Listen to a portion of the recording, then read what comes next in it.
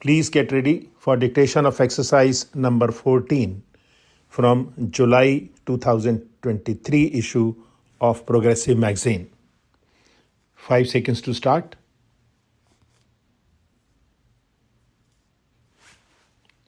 Start. As our chairman reminded you, our neighbors are all the countries of the world now, so that we cannot relate our foreign policy just to a few countries around us, but have to think of practically every country in the world and take into consideration all the possible areas of conflict, trade, economic interest, etc.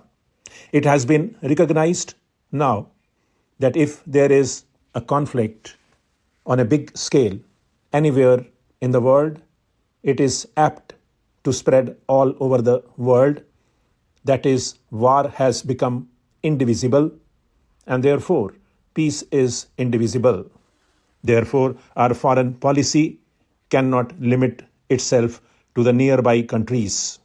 Nevertheless, the nearby countries always have a special interest in one another, and India must inevitably think in terms of her relations with the countries bordering her by land and sea. What are these countries? If you start from the last, Pakistan, I would also include Afghanistan, although it does not touch India's borders, Tibet and China, Nepal, Burma, Indonesia, and Ceylon. In regard to Pakistan, the position has been a very peculiar one owing to the way Pakistan was formed and India was divided.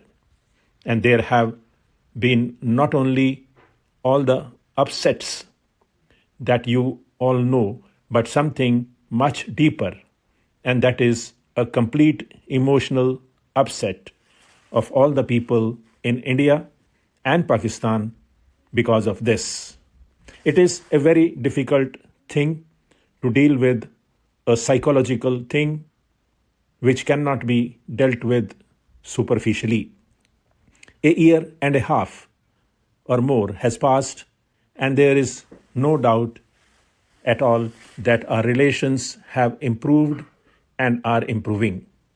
There is also no doubt at all in my mind that it is inevitable for India and Pakistan to have close relations sometime or other in the future. I cannot state when this will take place, but situated as we are with all our past, we cannot really be just indifferent neighbors. We can be either hostile to each other or very friendly to each other. Ultimately, we can only be really very friendly. Whatever period of hostility may intervene in between, because our interests are so closely interlinked. As far as the other countries are concerned, our relations with others are quite friendly. Take, for instance, Afghanistan, and our relations with Afghanistan are exceedingly friendly, and our relations with Tibet, Nepal, and all the neighboring countries are also very friendly. In our neighboring countries have, in a sense, the first place in our minds, then the second place goes to the other countries of Asia, with whom we are also fairly intimately connected. Now, India is very curiously placed in Asia, and her history has been governed a great deal by the geographical factor plus other factors. Whichever problem in Asia you may take up, somehow or other, India comes into the picture.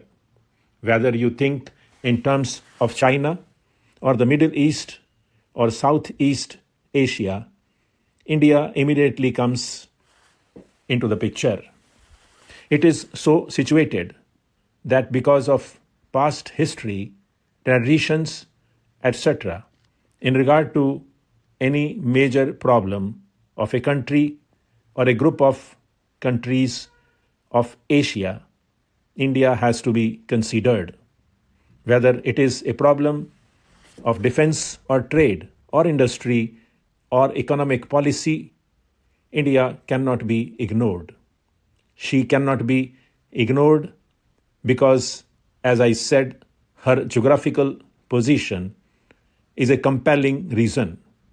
She cannot be ignored also because of her actual or potential power and resources.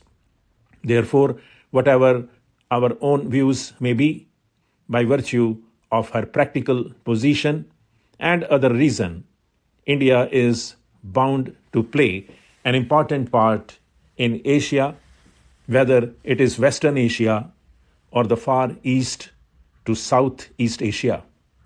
It so happens, of course, that even culturally speaking, our bonds are very great with all these parts of Asia, whether it is Western Asia, of the Far East, or Southeast Asia, and these bonds are very old and very persistent. A very curious thing happened when, roughly speaking, British power came to India and British dominion was established here. This was the reason why we were cut off from our neighboring countries of Asia. Our contacts were then with England across the seas, and while to some extent we struggled against that domination and resented those contacts, nevertheless they were there, and we saw the world more and more through that window, the British window. Very few people went to the other Asian countries from India, and very few came here from there. And even those few people from Asia we met in Europe and not in Asia. Now, in recent years, that process has been reversed or is being reversed for a variety of reasons. Initially, I suppose the one major factor was air travel.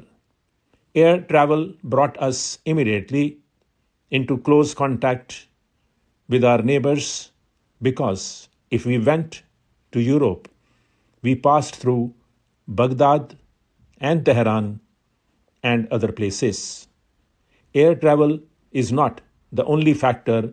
There are also political reasons that are now bringing about these changes for future development. Stop.